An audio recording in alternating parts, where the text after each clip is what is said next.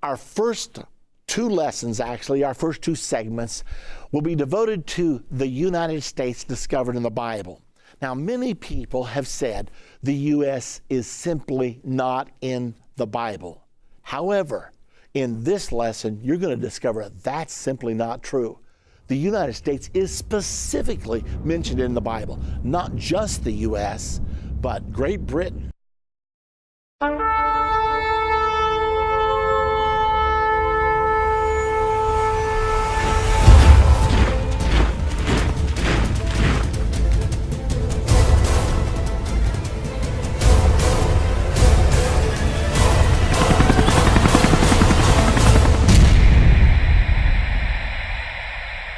Tell us, when will these things be?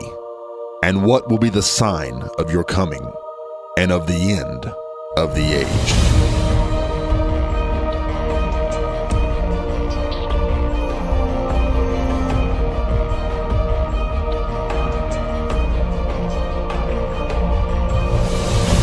The prophet Daniel was given some of the greatest prophecies of the entire Bible.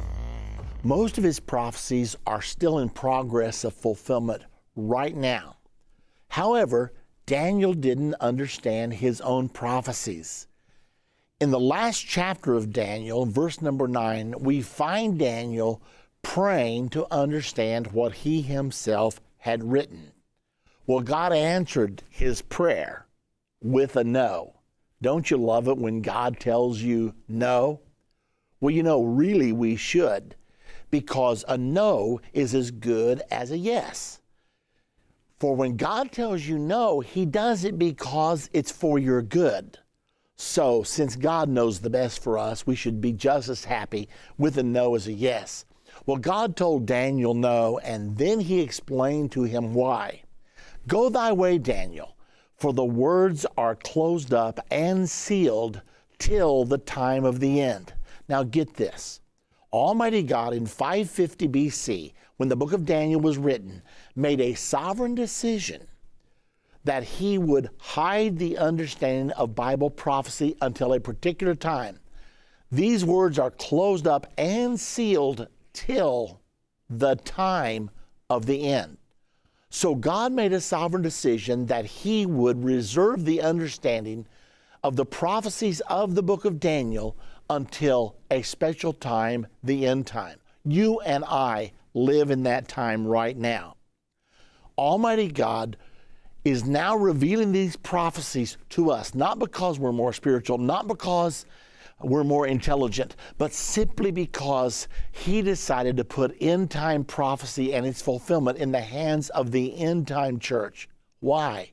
Undoubtedly, for the purpose of generating one last great end-time revival.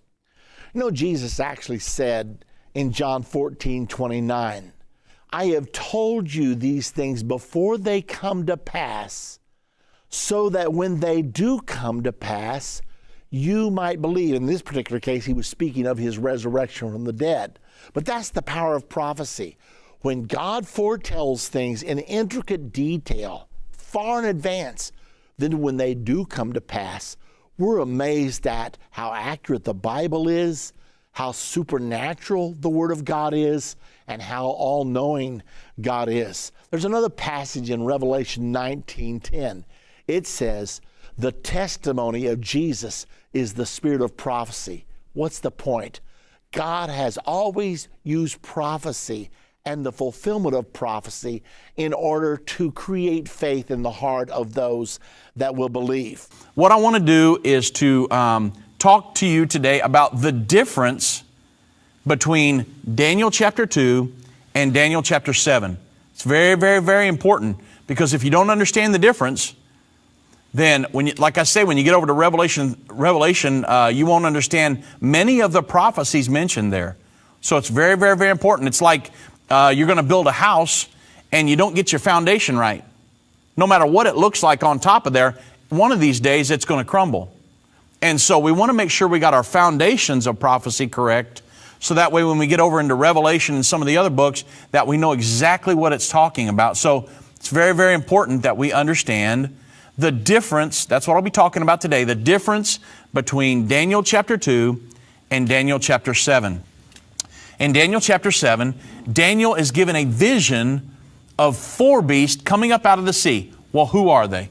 Well, if you've listened to this program at all, you understand that the first one was a lion with eagle's wings. The lion, Daniel 7:4 said, the first was like a lion, and it had eagle's wings. I beheld till the wings thereof were plucked, and it was lifted up on the feet from the earth, lifted up from the earth, and made to stand on his feet as a man, and a man's heart was given to it. So obviously there is a nation in existence today whose recognized animal symbol is the lion. It's the nation of Great Britain. You go to Trafalgar Square in Great Britain, go all over Great Britain, and there's a lion everywhere.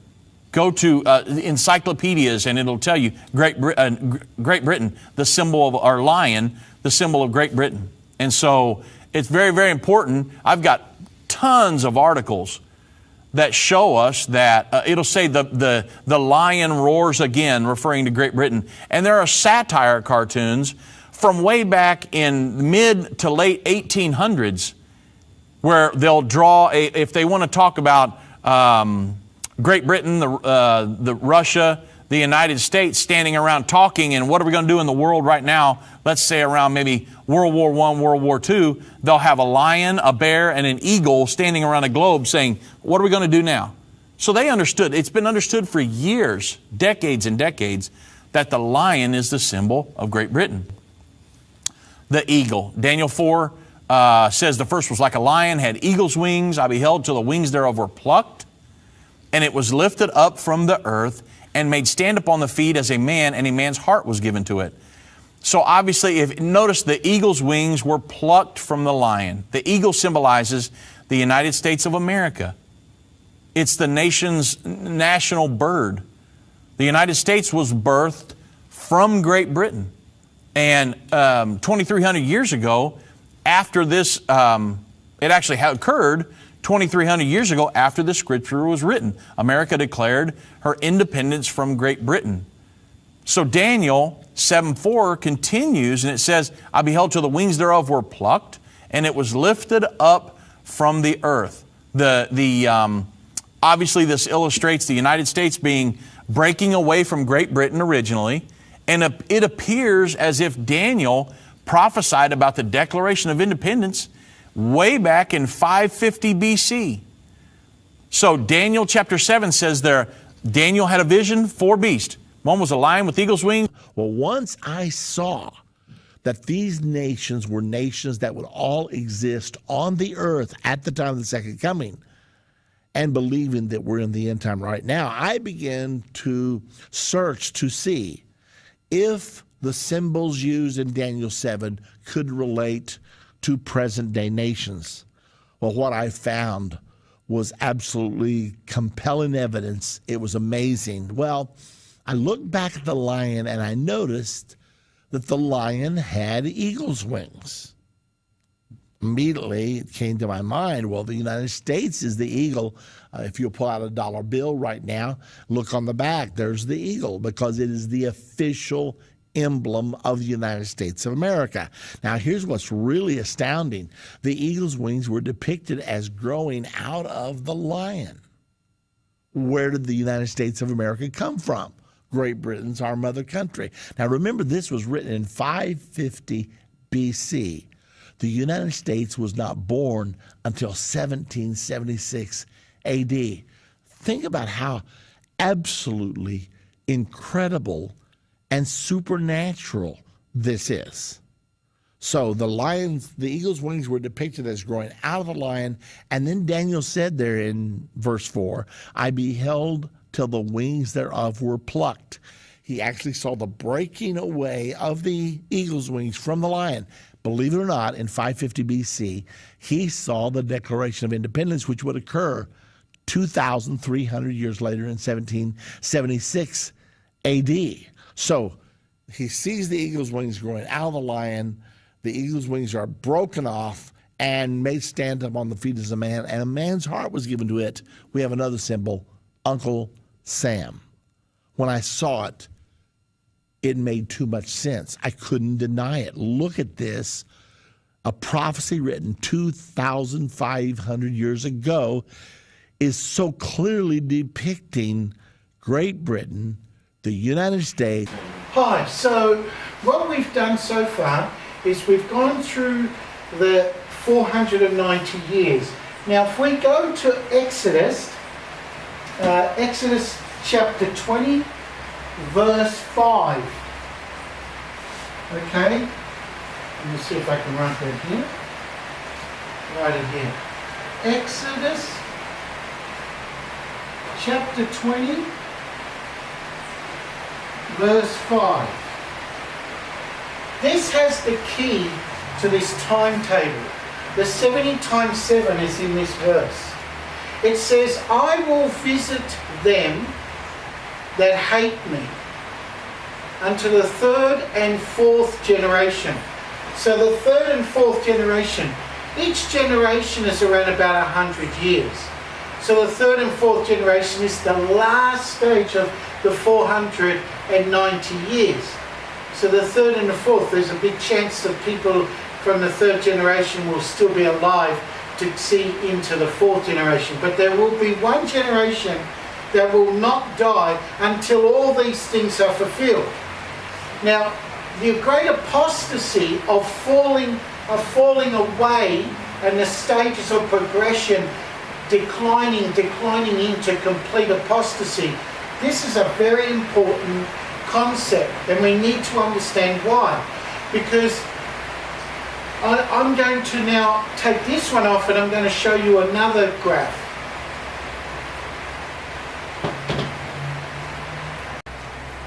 Okay, so we're looking back now. I've just did another version of it just so we could get it cleared up a bit. So from the time of Martin Luther's rebellion, which was the Protestant Reformation, everything went downhill. It declined every day. Even Martin Luther was so disgusted in what happened, because he saw not only millions of divisions occurring, but he also saw the phenomenon of such hatred and such, wanting, bloodthirsty, grabbing land and killing and whatever. This mob frenzy attitude started from that time. Now, it became organised anarchy by the time of 1776, because this is the year that the separation of the eagle's wings and the lion. Now, Irvin Baxter has been putting on, he's like a TV evangelist, he's been putting on a program explaining how this, 1776 is biblically prophetic prophecy of that date, because he shows that lion, the separation of the eagle's wings. I did this revealing of this particular prophecy back in 1995 when I wrote the book of Daniel translated.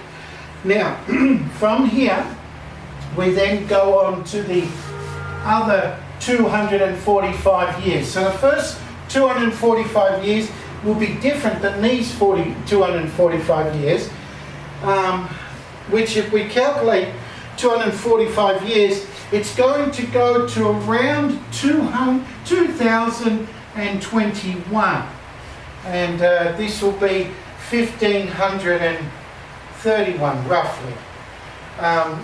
But my point is that the exact date or the window, there could be a variance between this because of how many years it actually took to officially cut the wings off the eagle's wings off the lion.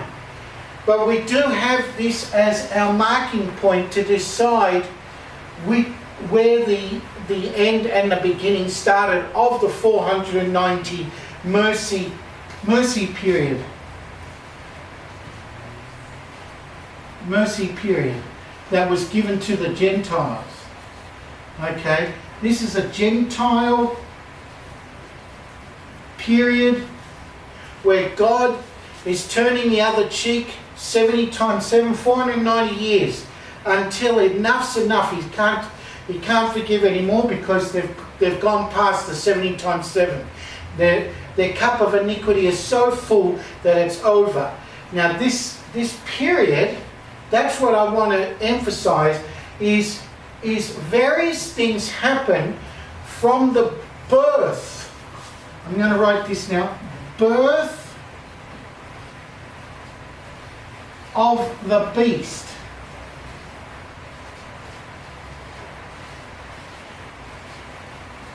And birth of the false prophet.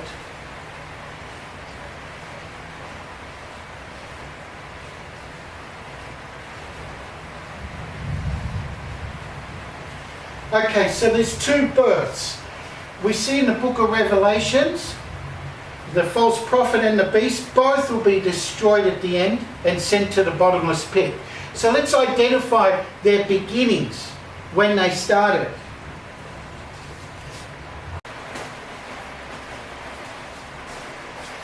Okay, so the mercy period, the Gentile birth of the beast and the birth of the false prophet. Now we know in the book of Revelations that we distinctly know that these two join together.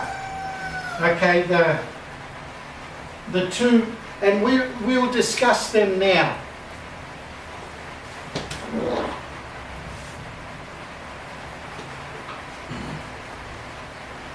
Okay, so in the book of Revelations,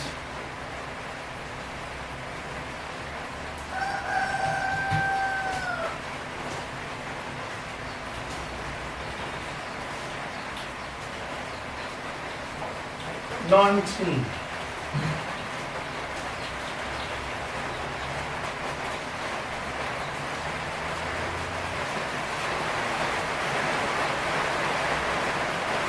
(18 to 20).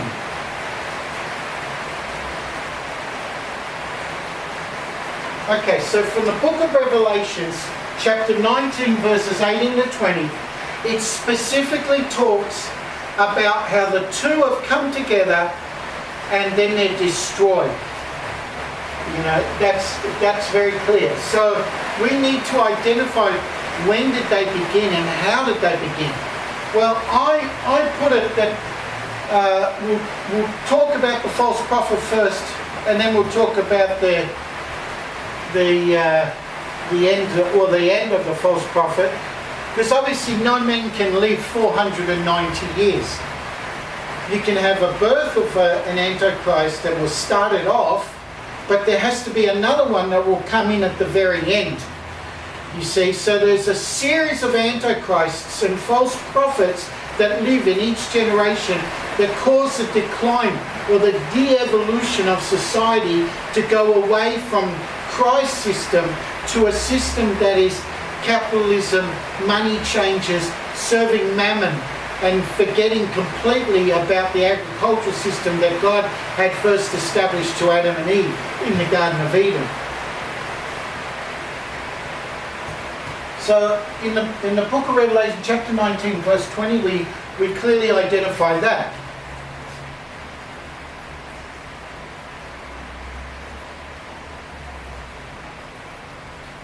So the first beast comes out of the sea. Okay. The first beast comes out of the sea, and it's given its authority by the dragon. Okay, so we see the rise. What that is, I will explain that very perfectly here. I'm going to put the first 100 years. Okay? Between the discovery of the Americas by Christopher Columbus, when the majority of all the Americas was Catholic, okay, was run and controlled by the Roman Empire. Then we see in 1600s, we see the arrival in Jamestown of the British English settlers. Now these settlers, they started colonizing the 13 colonies, right, of the United States. Now the British use red uniforms. Red. That's why they called on the day of the Revolution The redcoats are coming. The redcoats are coming. So they're identified as the redcoats. Okay, so they're red. They are also a conqueror. They conquered the world. Just like the Spanish Empire, the sun never set on the British Empire either. So he controlled the world. So we can identify these conquerors as the red horse, or the red horse prophecy. Okay?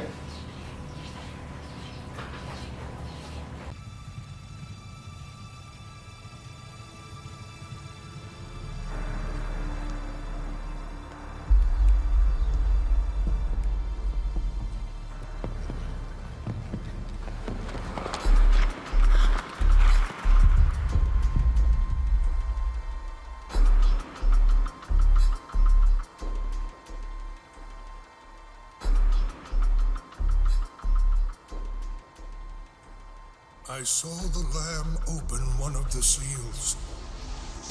Behold, a white horse.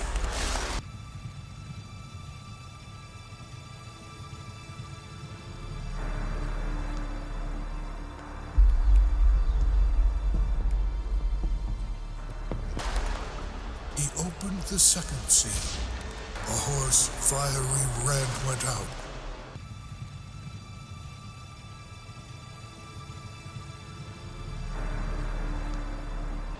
And a third seal, a black horse.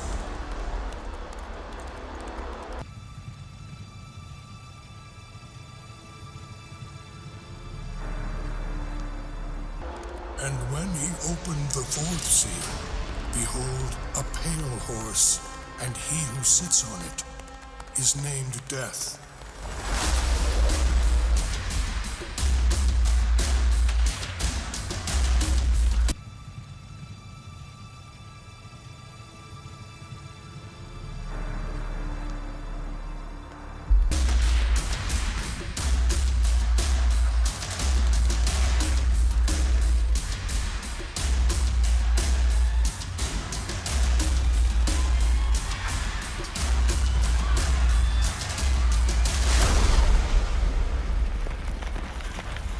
And these are the four horses of the apocalypse.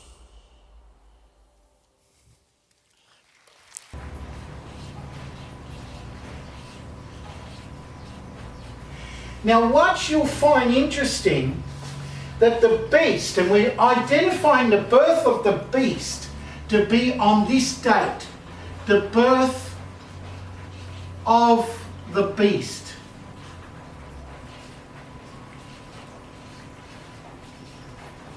Is on the date 1776, declared independence, because on the vision of Daniel he saw four beasts, okay, and so we're going to see the evolution of these four beasts, how it becomes so horrible and evil and consumes all the earth with its teeth. And the teeth, I show you that represents the grinding gears of the Industrial Revolution and the industrial world in changing or transforming the farmer on the land and putting him into factories to create the industrial military complex, that they would create a force, a military, an army that would rule the world, and they became the superpower of the earth today, which is what Donald Trump is reigning today. So the birth of the beast in 1776, which I identified was George Washington, he was prophesied that after the separation of the lion and the eagle's wings, then it was forced to be stood as a man, we the people, of the people, by the people. That no longer means there was a separation of church and state. It no longer means that the United States would be ruled by a king and church, but which was England and America, being the eagle's wings, being ruled together by a king.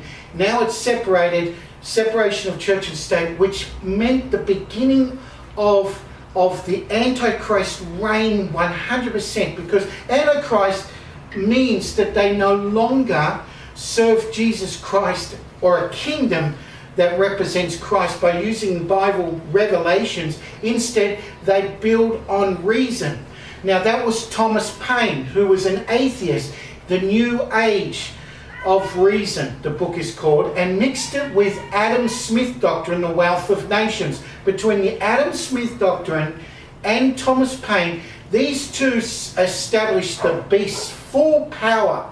From then on, the movement to destroy all of Europe, first in France when Thomas Jefferson went and helped aid in the independence of France from the Catholic monarchy there.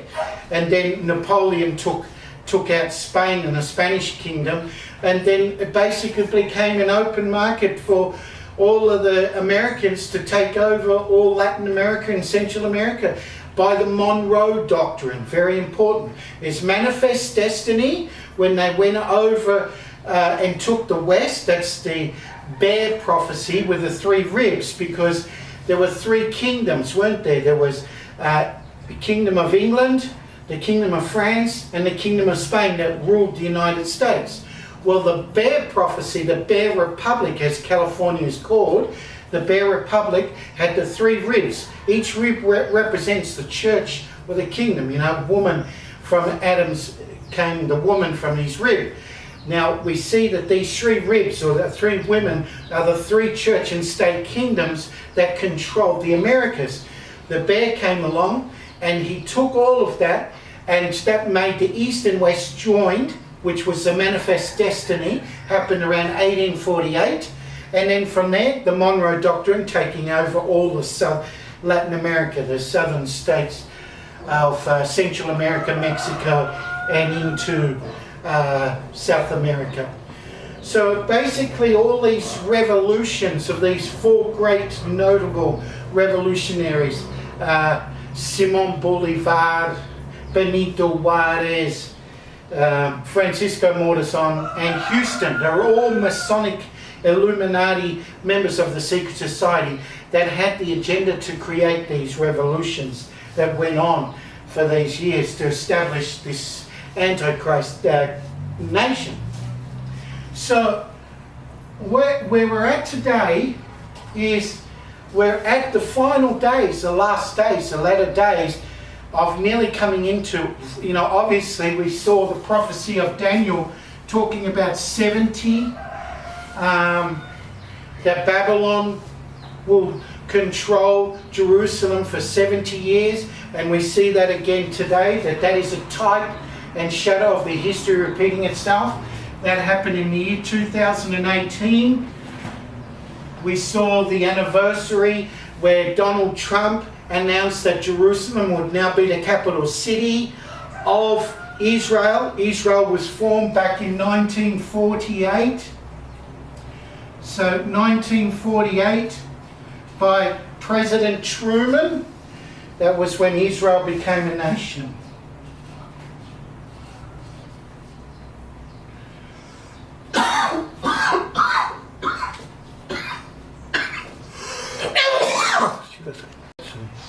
Okay. All right, so here we have the 1948. That's a very important year, 70 years this. After that, in the year 2018, that was the 70 years. First, Israel becomes a nation. Israel. And then Jerusalem becomes the capital city.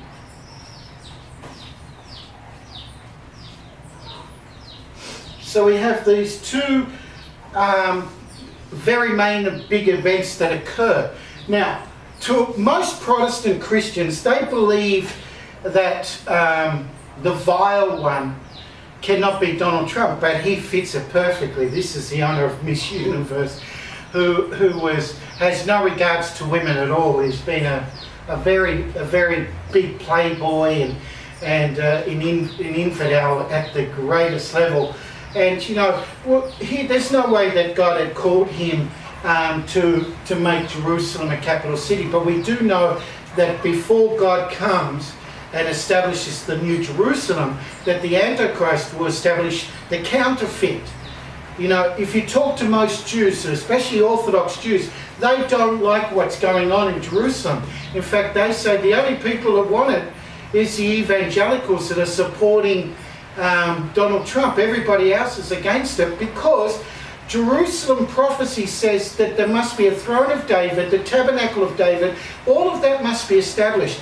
It's not established by a constitution like the American Constitution, but rather it's established as a king with a throne and a kingdom which has the instead of the constitution based on secular reasoning, it's all based on the book of the Old Testament 10 Commandments. So they've got it all wrong. And the reason they've done that is because in order for the United States to justify taking over the world, they have to take over Jerusalem to be able to justify being, God's with us because we've got Jerusalem. But we also know that the Antichrist will want Jerusalem as well because he needs to prove his authority by saying, well, I've got my flag I've put here, now I am the owner of the world. So whoever controls Jerusalem controls the world. That's the mentality of the Antichrist. And it's because there is a prophecy that talks about from Jerusalem shall go the law. So it's not from America shall go the law to Jerusalem, but rather Jerusalem shall go through the law to the world. So it's in reverse. The Antichrist is trying to get his foot in because he knows time's short and he'll do whatever it takes desperately, even if it means forcing the Jews back prematurely before they were meant to go back and establish a bogus Israel that has nothing to do with Jesus Christ and his establishment of a kingdom on earth as it is in heaven.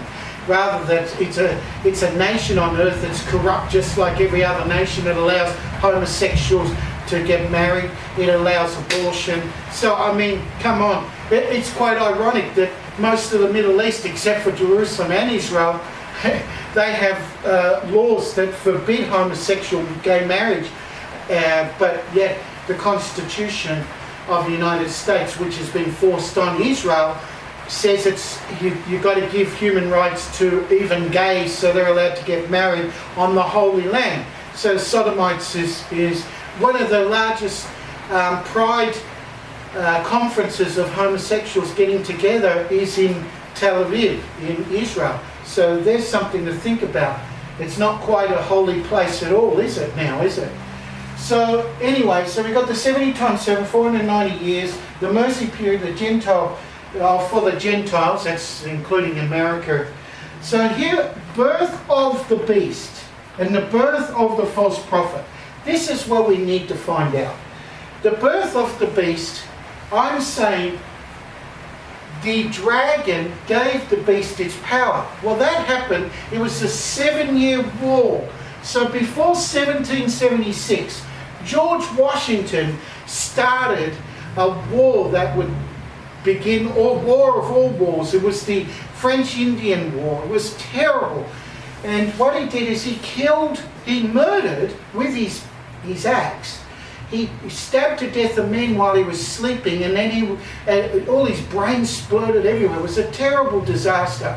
And that became the jovial, I'm sorry, I can't pronounce the name properly, affair.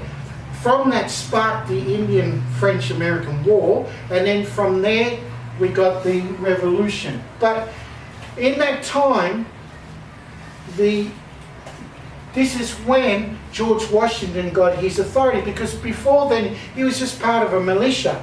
But when he got arrested for murdering the ambassador, the French ambassador, who was sleeping, who had come in peace treaties, I mean, it was an atrocity. It was not a war crime, that was just serial killing, because he killed all the camp. They murdered them on their property. He invaded the property and took it, and then his brother came and organised for George Washington's arrest, and George Washington signed an agreement that he did murder the ambassador. He took full guilt on that. So England gave him the authority from then on to start becoming a general, in the army. We'll talk about that a bit later. So that 7-year period is very important of establishing the authority of George Washington. Now, something that you might not know, the Queen Elizabeth changed her surname. You see, Queen Elizabeth is a German, is from Germany descent, because the Protestants that invaded England changed over and beheaded the last Catholic king, King Charles. They wanted to turn the place into a German Protestant kingdom. So the shield of arms, the coat of arms of the original surname, before she changed it to the Windsors, because before Windsor it was a German name, and that German name, the shield, the coat of arms, is a dragon. How's that, hey? So the dragon is actually the monarchy of England, because they were the Protestant Germans who had the German shield, and in that German shield their name is associated with the dragon. So the dragon gave the authority to George Washington, but then, George Washington then went and bit the hands that fed him, and that's when they formed the new beast, which was the revolution that happened in 1776. Okay, so now we have this period, the 245 years from the time of 1776. What we have to do is identify how these stages break up. So I'm going to start with Christopher Columbus. Christopher Columbus represents the first prophecy. I don't know if you can see that or not. Okay, so Christopher Columbus here.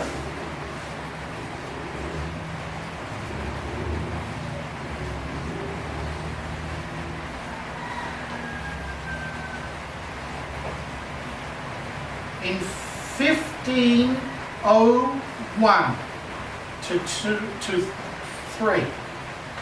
Now, I'm going to tell you something. There's only one man that's done more to change the world than Jesus Christ, and that is Christopher Columbus. I mean, today everybody criticizes Christopher Columbus for what he did, the atrocities he did, but it is a common known fact that without Christopher Columbus discovering the New World, that was a heroic act.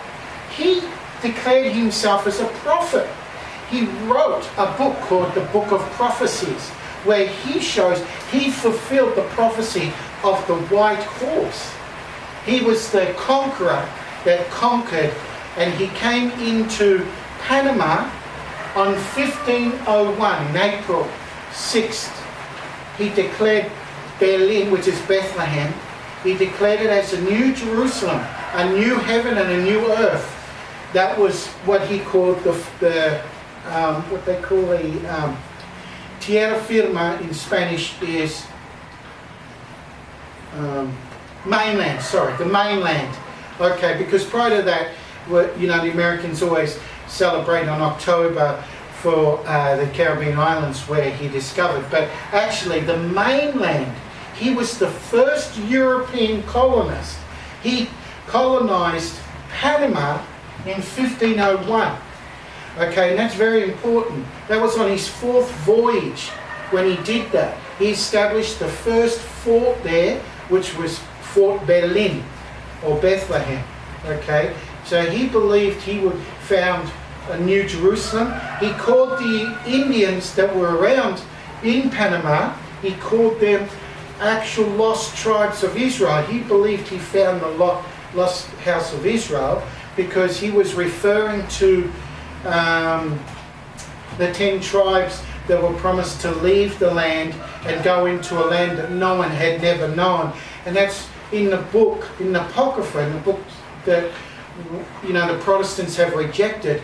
But if they actually didn't reject it, they will find out that it was because of the Apocrypha that Christopher Columbus discovered the Americas in the first place, because he was going to look for what he believed was the lost Garden of Eden, which he believed goes from Venezuela into Panama, and he was looking for the lost tribes of Israel that he believes comes from scriptures that are quoted in the Apocrypha, which are canonized in the Catholic Bible, but not in the Protestant Bible.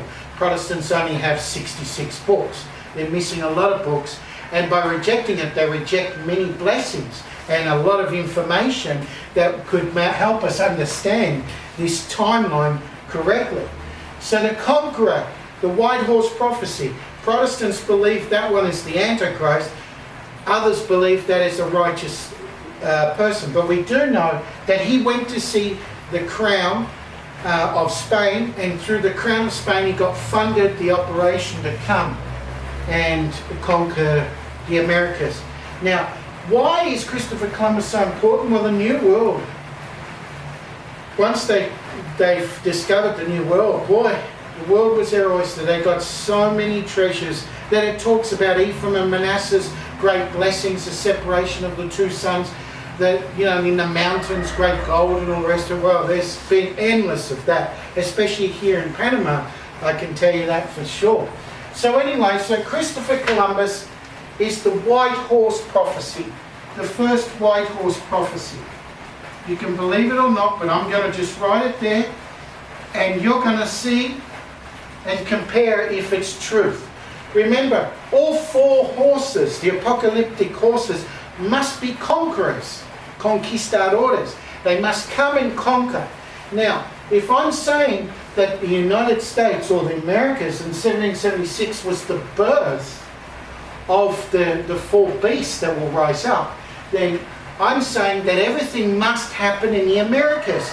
It's not referring to ancient Babylon in the Middle East. It's not referring to Europe.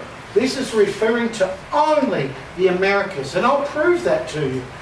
So anyway, so the first one is the Christopher Columbus white horse prophecy, okay, in the book of Revelations. So now we'll go on.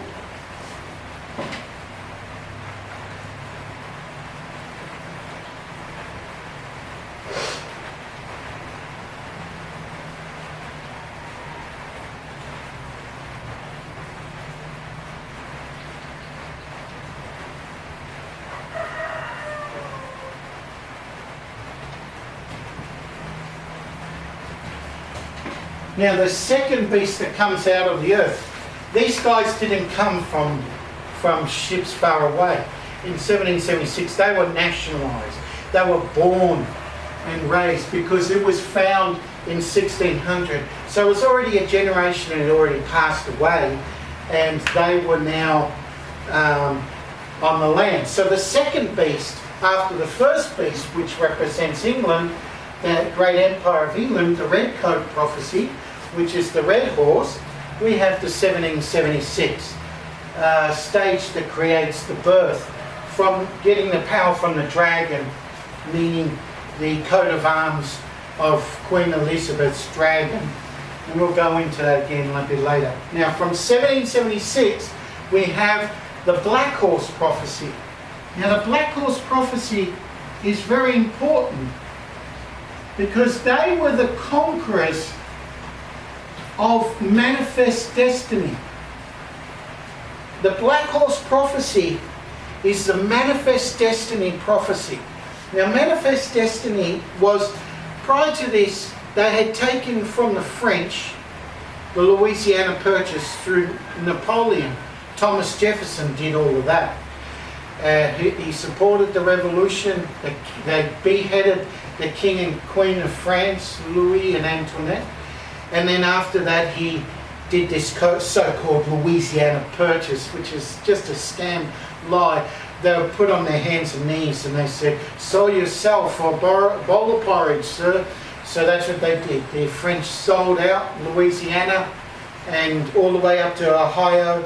So they got the second part, the second rib. They need the third rib now, which is the Bear Republic.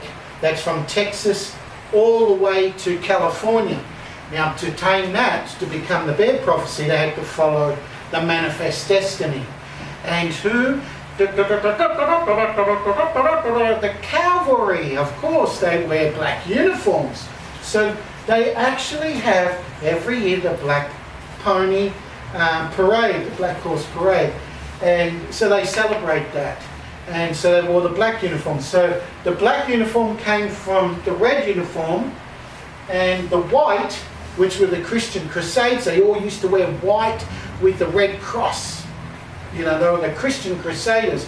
But after the Christian Crusaders, the red horse, they wore the red, and they still had the symbol of the cross. But by the time the black horse came into it, they changed the symbol from a cross to a pentagram.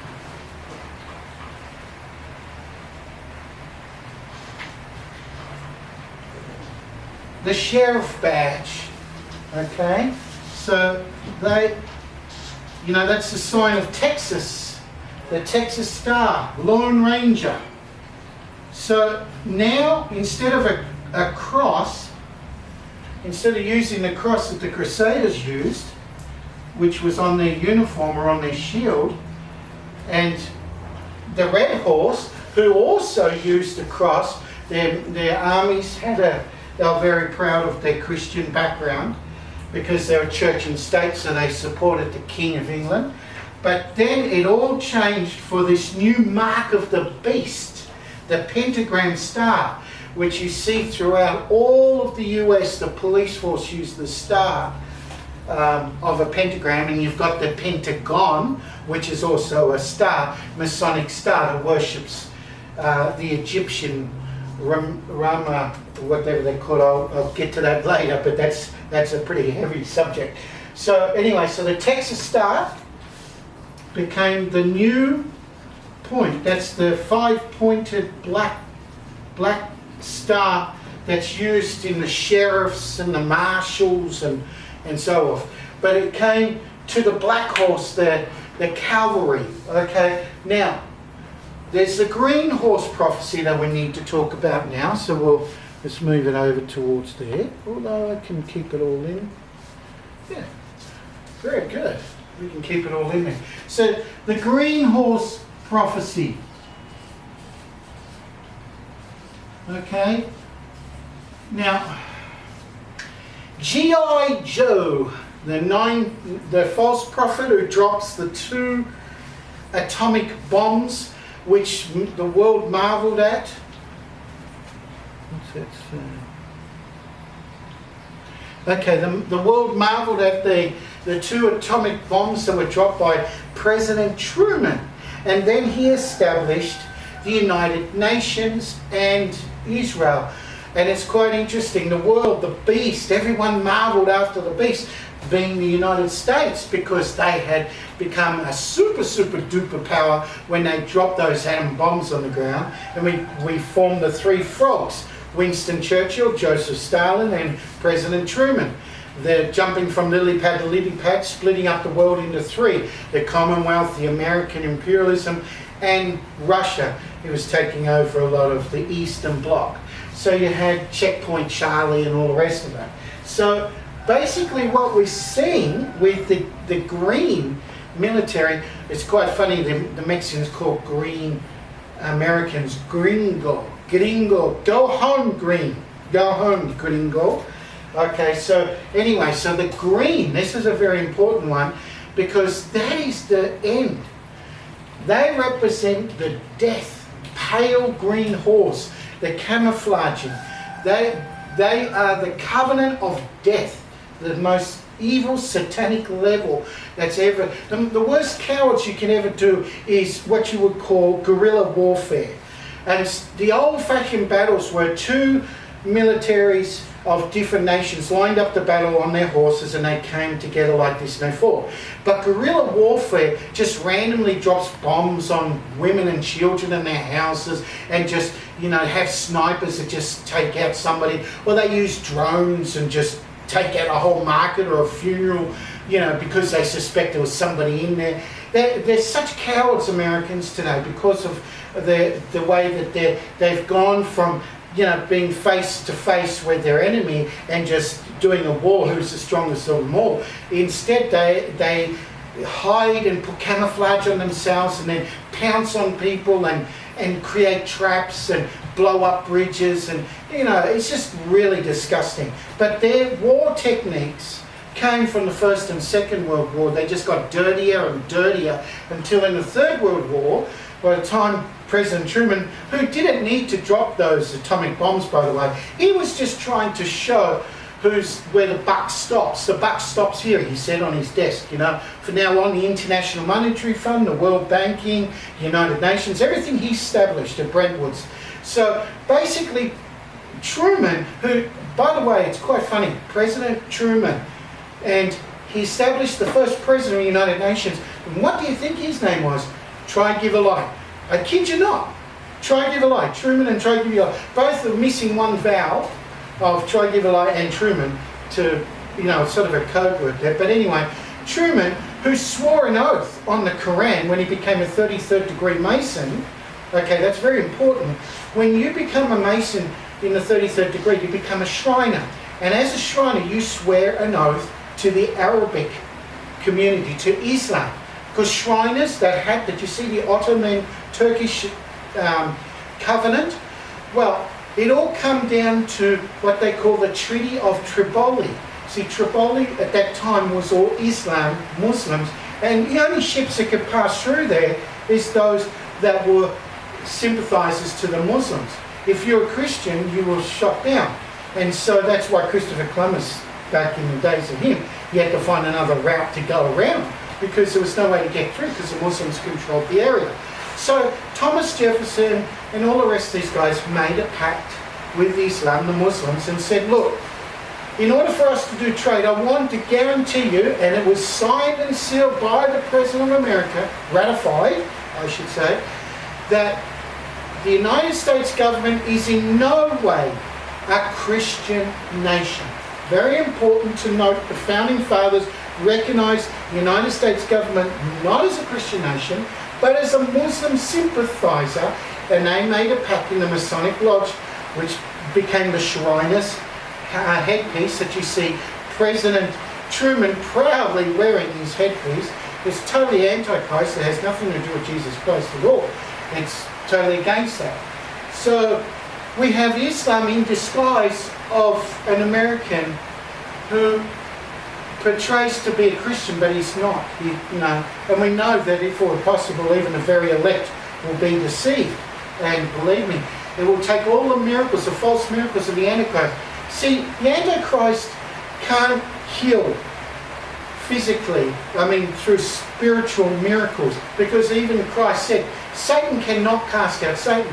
So he has to use the works of his hands, technology. And that's how he did the great miracle with the fire in the sky, by dropping the atom bomb. The world marveled after that. And everybody obeyed, so that's how they were able to force the United Nations.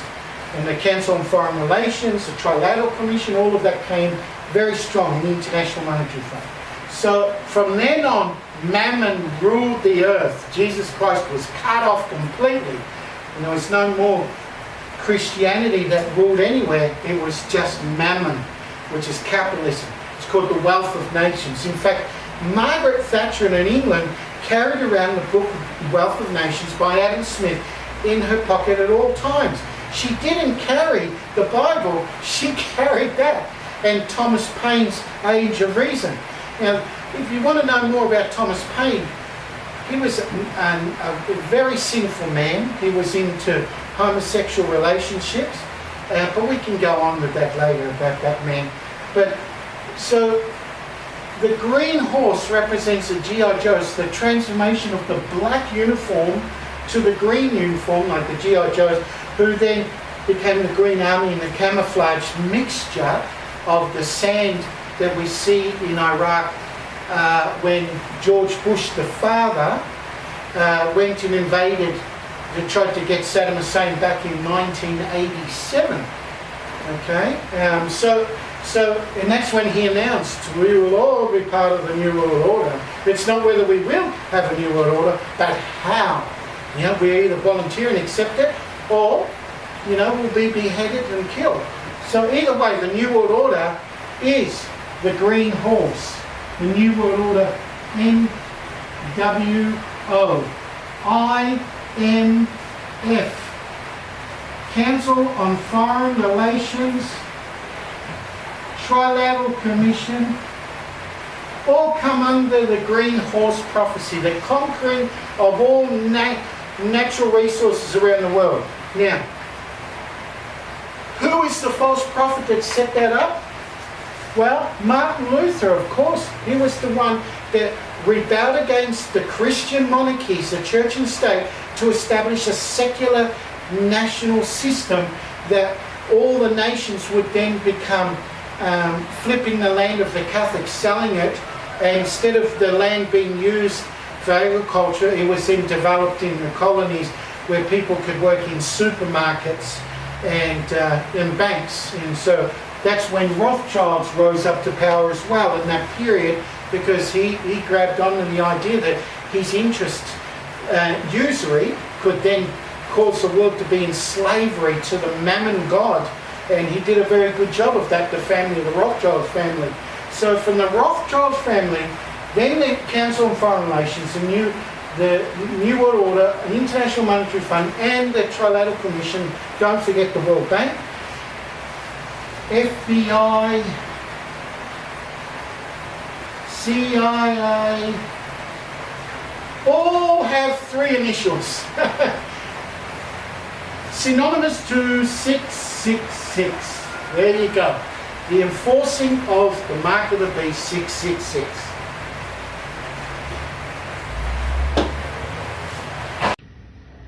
We have been compelled to create a permanent armaments industry of vast proportions. Added to this, 3.5 million men and women are directly engaged in the defense establishment. We annually spend on military security alone more than the net income of all United States corporations. Now, this conjunction of an immense military establishment and a large arms industry is new, yet we must not fail to comprehend its grave implications. Our toil, resources, and livelihood are all involved. So is the very structure of our society. In the councils of government, we must guard against the acquisition of unwarranted influence, whether sought or unsought, by the military-industrial complex. The potential for the disastrous rise of misplaced power exists and will persist. We must never let the weight of this combination endanger our liberties or democratic processes.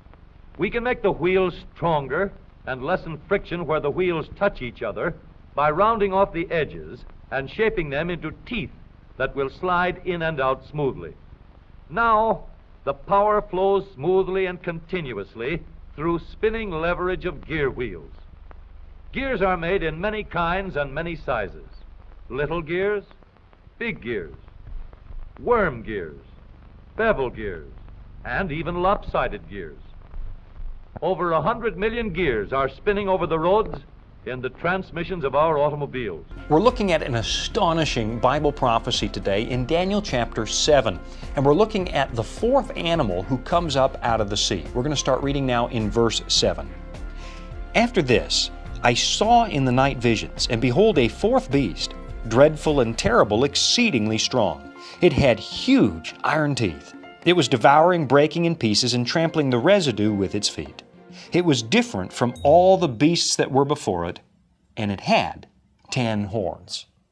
So far in our study of Daniel chapter 7, we've seen 3 great beasts climb out of the water: the Babylonian lion, the Persian bear, and the Greek or Macedonian leopard.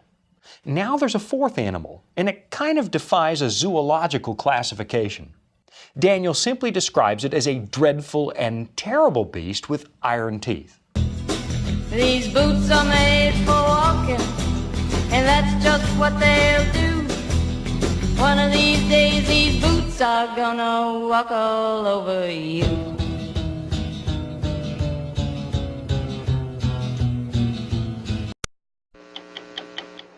We have heard that 500,000 children have died. I mean, that's more children than died in Hiroshima. And you know, is the price worth it? I think this is a very hard choice, but we think the price is worth it. I love working for Uncle Sam. I love working for Uncle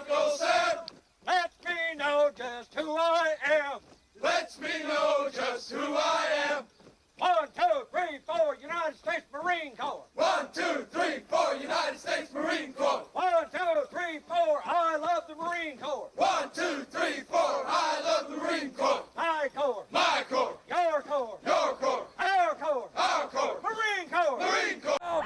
Không có biết gì đâu. Bình tĩnh. Talk or I'll fucking kill you. Mày cất giấu vũ khí ở đâu? Ông biết không? Tôi không biết gì đâu. The fuck, Sarge? Be quiet. Hold still. Làm ơn đi.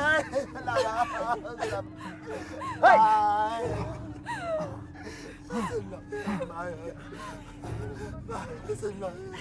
Anh xin lỗi em Mai ơi. Anh xin lỗi em. Come on, Sarge, what the fuck are we waiting for? Let's go, my way! This is his daughter, right? Right? Baby,